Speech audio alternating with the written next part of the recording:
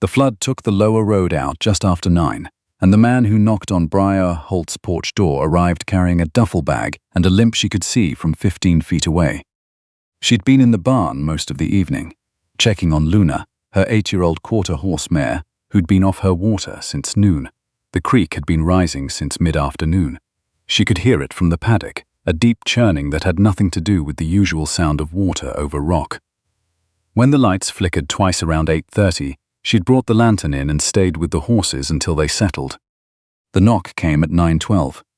She knew the time because her grandfather's clock on the mantel was the only clock she trusted in a power outage, and she had looked at it 30 seconds before the sound.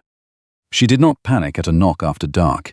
She had lived 8 miles from the nearest paved road for 3 years, and panic at sounds in the night was a luxury she'd learned to do without the winter after Joel died, when she'd had to learn what noises the house made when it belonged only to her. She brought the lantern to the door and opened it. The man on her porch was tall, somewhere in his early 40s, with rain plastered to his collar and mud from the knee down on his right leg. He was holding a black duffel against his side with both arms, the way you hold something you don't want to set down in the wet. His face was composed in the way of someone who had been walking a long time and had worked very hard to arrive looking calm. "The road's out below the switchback," he said. His voice was even, a little dry at the edges. "I've been walking about 40 minutes. I saw your lights." Briar looked past him. The gravel drive ran dark into the tree line. The creek, somewhere to the east, was loud enough to carry over the rain. "How far is your truck?" "About a mile down. Rear left went into the ditch when the bank gave way. I wasn't going to move it in that." She looked at him for a moment. His eyes were steady, not nervous. Not the eyes of someone who had made a bad decision and wanted her to feel sorry about it. More the eyes of someone who had made a series of reasonable decisions that had added up to this porch in this rain, and was waiting to find out what came next. "Take your boots off on the mat," she said. "You can put them by the stove." His name was Cole Ransom. He told her that when she handed him a towel and asked. He said it the way you say a thing that belongs to you and nothing more. Not his job, not where he was from, just the name. She told him hers. Briar Holt. The ranch was called Holt Quarter. He did not say anything about the name. She gave him the room at the back of the house, the one she kept made up for her sister when her sister visited from Denver, which was twice a year, and once more if there was a reason. She put an extra quilt on the chair, because the back rooms ran cold when the power was out, and the propane heater was doing the work alone. "There's a lamp on the nightstand," she said. "Extra matches in the top drawer. Bathroom is across the hall. The towels on the left hook are clean."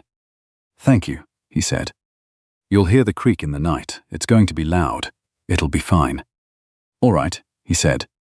She went to bed. She lay in the dark and listened to the creek and to the rain and to the quiet sounds of a house adjusting to one extra person in it. She had not had a person in the back room since April. The room made a different kind of silence when it was occupied, smaller, warmer at the edges. She noticed it the way she noticed the temperature of a room when she walked into it, not thinking about it, just knowing. She was up at 5. Luna was worse. By the time Briar reached the barn with the lantern, she could see it in the mare's stance, the restless weight shifting, the way she kept looking back at her own flank, the sweat along her neck in the cold morning. Colic. Bad enough that Briar's stomach dropped as she unlatched the stall. She did not have a vet on retainer. She'd had to let that go in January, the same month she'd let the extra hand go, the same month she'd sat down with her neighbor Pete Coffey and understood for the first time how thin the margins actually were. Luna was worth more than the truck, more than the tractor, more than most of what remained liquid on this place. Briar was running her hands along the mare's belly, trying to assess, when she heard the barn door. Cole Ransom stood in the opening in his socks and the coat he'd draped over the chair, holding the lantern from his room. He'd been awake. She didn't ask why. "What's wrong with her?" he said. "Colic. I don't know how bad yet." He came into the barn without asking. He set his lantern on the hook above the stall, and he did what a person with experience does. He came around to Luna's left side and laid his hands where Briar's hands had been, and he listened with his palms the way you listen when you're not listening to sound. "How long has she been like this?" "I noticed last night she was off her water. She was standing this way when I came out just now." He was quiet for a moment. His hands moved slowly, methodically. The kind of methodical that isn't learned in a single hour. "She's got gut sounds on the right," he said. "Not silent, that's something. He straightened. Do you have a nasogastric tube? Briar looked at him. He looked back at her steadily. I know what I'm doing. She went to the supply cabinet. She had a tube. She had the mineral oil. She had most of what a person needed if they knew what to do with it, because she'd learned after the first time, 3 years ago, with their other mare, the one they hadn't saved, that knowing what to do with it was not the same as having it. Cole worked for 40 minutes. He said only the things she needed to hear. His hands were sure. He did not explain himself, and she did not ask him to. By the time the eastern window of the barn went from black to grey, Luna had settled. Not fixed, but past the worst of it. He washed his hands at the barn sink with the cold water and the bar soap she kept on the ledge. She could smell the soap from where she stood. Pine and something faintly antiseptic, the same soap she used for the same reasons. She needs to walk every 2 hours, he said. Watch her water today. She should be clear by this afternoon if she keeps settling. How do you know how to do that? Briar said. He dried his hands on the rough towel. I used to do it, he said, a long time ago. She looked at him for a moment in the barn light, the yellow lantern making shadows in the angles of his face, Luna breathing normally behind them, the creek outside going down by a few inches since midnight. She could hear that. Less churn. More current. Come inside, she said. I'll put coffee on. Pete Coffee arrived at 8:30 on his ATV because the road was still out, and he wanted to check on her, which was what Pete did when the road went out. He was 63 and had spent 20 years as a ranger for the state, and his face held everything those 20 years could put into it. Weathered and sharp-eyed and not given to wasting a word. He sat at her kitchen table and looked at Cole the way he looked at everything. Long enough to take a reading, then somewhere slightly past the person while he processed it. You the one left a truck down at the switchback, Pete said. That's me, Cole said. Which side of the ditch? Rear left, bank gave on me. Pete drank his coffee. I can pull it out tomorrow when the ground firms up. Got a tow chain on the quad. I'd appreciate that. Don't thank me yet. Pete glanced at Briar. Luna all right? Better, Briar said. Cole helped this morning. Pete looked at Cole again. The look lasted a beat longer this time. What is it you do? Pete said. Not quite a question. Land and livestock, Cole said. Pete nodded slowly, the way a man nods when he is filing something away somewhere he will find it later. You want more coffee? Briar said to Pete, and he said yes, and the question about Cole closed. The second day passed in weather that couldn't decide what it was. Not raining, but not clear, the sky low and white in the way that meant it was still thinking about it. Cole walked Luna at 2-hour intervals without being asked. He fixed the gate latch on the south paddock because it had been sticking, and he found the screws in her toolbox without asking where the toolbox was. He did not offer to pay her for anything. At lunch, she put a bowl of bean soup in front of him, and he ate it the way a man eats something that tastes better than he expected. The soup smelled of black pepper and smoked sausage, and the bay leaf she'd put in at the beginning, the one her mother had told her to put in even when it seemed like an unnecessary step. It was never an unnecessary step. What's in Casper? She said, because that was the direction the road went. Meeting with my CFO, he said. It was supposed to be yesterday morning. Is she going to be worried? He looked at her across the table. A small pause. She knows me well enough to assume I found a reason to be somewhere else. Is that something you do? Briar said. He was quiet for a moment. Outside, a branch gave way under the weight of yesterday's rain and hit the ground somewhere in the trees to the north. A single flat sound. I've been doing it more lately, he said. She didn't push it. In the afternoon, she worked the fence line on the east side of the property, the quarter-mile that ran along the tree line and had been losing posts to the wet ground all fall. Cole came out after an hour and held the posts while she drove them. He was stronger than he looked in a coat, or maybe just practiced in the geometry of keeping a thing straight. You said land and livestock, she said when they were halfway down the line. That's right. What part of it? He tapped the next post into position. His breath came out in a small cloud in the cold air. Acquisition, he said, primarily. She swung the mallet. She found the papers that evening. She wasn't looking. She had gone to the mudroom for the extra box of matches because hers were running low, and Cole's duffel was on the bench there, open from when he'd gone to get dry socks that afternoon, and the papers were right there, folded twice, the top edge sticking out of the inner pocket. She would not have thought anything of papers in a man's bag, but she could see, from where she was standing, the header on the top sheet. Holt Quarter, and below it an address she recognized because it was her own. She stood there for a moment. The mudroom smelled of old rubber and wet wool, and the cedar block she kept in the corner to keep out mice. Her own breathing was the loudest thing in it. Then she took the papers out and read them. 6 pages. A property assessment dated 3 weeks ago, with parcel numbers she knew because she had memorized them when she and Joel had signed the purchase agreement, her acreage, her water rights, her grazing lease on the federal land to the north, listed under a header that read, Proposed Acquisition, Ransom Land and Livestock Holdings, LLC. She read it twice, she put it back. She went into the kitchen. Cole was at the table with her county land map, tracing a road with his finger. He looked up when she came in. She set both hands flat on the table and looked at him. Your company has been planning to buy my ranch, she said. He went very still. I found the acquisition brief in your bag, she said. I wasn't going through your things. It was open and I could read the header. He set the map down.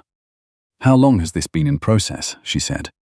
3 weeks, he said, since mid-October. You knew this was my property. I didn't. He said it without hesitation and without softness. The acquisition department runs dozens of assessments at a time. I don't review individual property reports at that stage. I know the region. I don't know every address in it. But you know now. I know now, he said. I recognized the name when Pete said it yesterday morning, Holt Quarter. And you didn't say anything. A beat. I was trying to find the right way to tell you. Briar looked at him for a long time. The kitchen smelled of soup and lantern oil and the wool of her coat drying by the stove.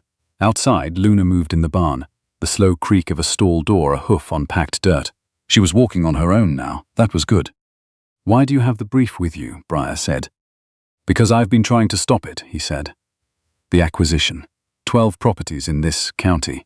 I've been trying to reach my CFO for 2 days to halt the process before the board votes on it at the end of the month. Why would you want to stop your own company's acquisition? He leaned back in the chair. His face was the face of a man deciding exactly how far to pull the curtain back, and then deciding to pull it all the way.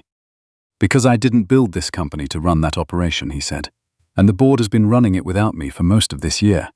If I don't get to Casper and make 3 calls by Friday, the vote goes through and I lose the ability to undo it. Briar looked at him. I'm not telling you this to make you feel better about what's in that brief, he said. I'm telling you because you asked me a direct question and you deserve a direct answer. I knew since yesterday morning, and I did not tell you at breakfast, and I did not tell you at the fence line, and I did not tell you at lunch. That is what I did. The clock on the mantel ticked. The lantern gave a slow, even breath of warm light across the pine table that her grandmother had left her, and her mother had refinished, and she had moved into this house on a truck bed in August 3 years ago, and had never once regretted the weight of it. I want you to go to the back room, Briar said. I'm not putting you out in the wet. I'm asking you to give me the rest of tonight. He stood. He picked up nothing. He walked to the back room and closed the door, and the click of the latch was the quietest sound she had heard all day. She sat at the table until after midnight. She thought about Joel, who had bought this place with her 7 years ago on what everyone told them was a foolish budget and a worse timeline. She thought about the 3 winters she'd run it alone. She thought about Pete sitting at this same table in February, not looking at her while he read through the accounts, because Pete was the kind of man who knew when not to look. She thought about Luna that morning, the way Cole had moved through the stall with a calm that came from somewhere real, the way he hadn't offered an explanation and hadn't needed one, the way he'd walked out to the fence line in the afternoon without being invited and held every post straight, and said nothing about it when they came back in. She thought about the fact that the brief in his bag had been there the whole time. A threat to everything she'd spent 3 years holding together, sitting in the mudroom while she fed him soup and showed him where the spare lamp was. And she thought, because she had always been a person who could hold 2 true things at once, that the not saying was a failure, and that the 2 days before the not saying were still what they had been. She was not going to pretend the posts weren't driven. She was not going to pretend Luna wasn't better. But she was also standing at the bottom of a well, and the bottom was lower than she'd thought, and that was a true thing too. She went to bed. She did not sleep well. She didn't expect to. In the morning, Cole was already up. He had built the fire in the wood stove. He had put the coffee percolator on. He had fed Luna and the two geldings and left their water fresh. She knew because she checked before she came inside, walking the barn in the grey 6 o'clock light, and everything was done with the same quiet care that everything he touched seemed to be done with. There was a folded piece of paper on the kitchen table. She poured her coffee first. She sat down, she read it.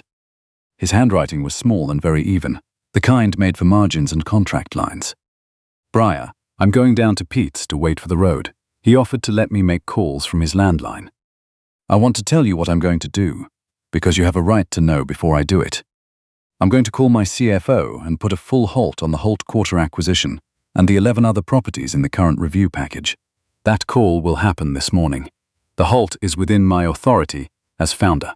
It will hold unless the board overrides it, and they will not override it in time for the end-of-month vote. I'm also calling the board chair to tell her I'm resigning from the acquisition division's oversight committee, which means those 12 property decisions will need to go through full board review before anything proceeds. That process takes 4 to 6 months. A lot can change in 4 to 6 months. I'm not doing this to balance a ledger with you. I know that's not how a ledger works. I'm doing it because it should have been done before I got in that truck on Monday, and it is the thing I can still do now. You gave me the rest of the evening. I'm giving you the whole morning. If you want to know anything else, Pete knows how to reach me. I'll pick up. Cole. Briar read it twice. She set it down parallel to the edge of the table. Not on purpose, just the way her hand set things, and she sat with her coffee and watched the window go from dark grey to light grey to the thin, watery blue of a Wyoming morning after the storm has decided it is finished. Luna through the barn window was moving on her own, walking the stall, eating. Fine. Pete came by at noon with his ATV, and the look he wore when he was not going to say the thing he was actually thinking. Road's open, he said. Pulled his truck out before he got there. It's running. Where is he now? Made his calls, left about an hour ago, Casper. Briar nodded. She handed Pete his coffee and he took it in both hands and looked at the county map on the shelf, which Cole had folded and replaced, spine out, the way she kept it. He tell you who he is, Pete said. Yes. And he did what he said he was going to do, she said. He called it in before he left. Pete set his mug down. He was quiet for a moment in the way Pete was quiet, which was not the same as having nothing to say. He fixed your Southgate latch, Pete said. I know. Better job than the last time you did it. I know that too, she said. Pete stood, put on his hat, and said the storm was supposed to clear by Friday and the road would be dry by then. Then he left. She listened to the ATV go back down the gravel. She stood at the window with her coffee and looked at the east fence line, at the posts they'd driven yesterday afternoon, straight and solid, 6 inches deeper than the ones they'd replaced. 3 weeks later, a letter arrived from the legal department of Ransom Land and Livestock Holdings. The acquisition process for Holt Quarter Ranch had been formally withdrawn. There was a handwritten line at the bottom of the cover page, in small, even lettering. This one was mine to fix, CR. She put the letter in the drawer where she kept important documents, the deed, the grazing lease renewal, the payment plan she'd set up with the bank in March. She stood at the kitchen window for a while after. Luna was out in the paddock. The November light was thin and clean, the way it got after the last of the storms had passed through, and the mare's coat was deep red-brown in it, and she was moving well. He came back on the last Friday of November. She heard the truck coming up the gravel just after noon, not Pete's ATV, which she knew by pitch, and not the county road crew, which she knew by weight. A truck, moving slowly on her gravel the way a person moves on gravel that isn't theirs. She was at the barn door when he pulled up. He came out of the truck with a bag of feed from the co-op in Casper, the kind she used and had been meaning to order, and set it by the paddock gate without ceremony. He looked like himself. No mud this time, the same even face, the same still eyes. He was wearing a better coat. I should have called first, he said. You should have, she said. He waited. Pete told me you halted the whole review package, she said, all 12. Yes. And resigned from the oversight committee. Yes. She looked at him for a moment. The creek was running low and ordinary now, back to its usual voice, water over the usual rocks. You drove 4 hours to bring me a bag of feed, she said. I drove 4 hours, he said, to ask if I could walk your fence line. The winter light came sideways across the paddock and made the frost on the grass look like something considered. Luna put her head over the rail and looked at the man who had walked her stall in the dark before dawn 3 weeks ago, and her ears went forward. The thing horses did when they recognized something worth recognizing. Briar looked at the feed. She looked at the horse. She looked at Cole Ransom, standing on her gravel in his better coat, not asking for anything except the thing he'd said he was asking for. The east line held, she said. South side needs work before January. Show me the south side, he said. She went and got her hat. They walked the south fence line in the cold noon light, and the Wyoming sky was the color of good iron, and she showed him the 3 posts that were going to need resetting before the ground froze hard. He looked at each one the way a person looks at a thing they intend to do something about. He didn't tell her what she already knew. He just walked the line with her. That was enough for a Friday. The rest, she had learned in 3 years of running this place alone. Holding it together with the things that were left after the things that were gone, the rest had a way of becoming clear when you stopped trying to see it all at once. She walked her fence line, he walked it with her. And the winter, which had already given her the worst of what it had, settled quietly around the ranch, like a thing that had finally decided to behave.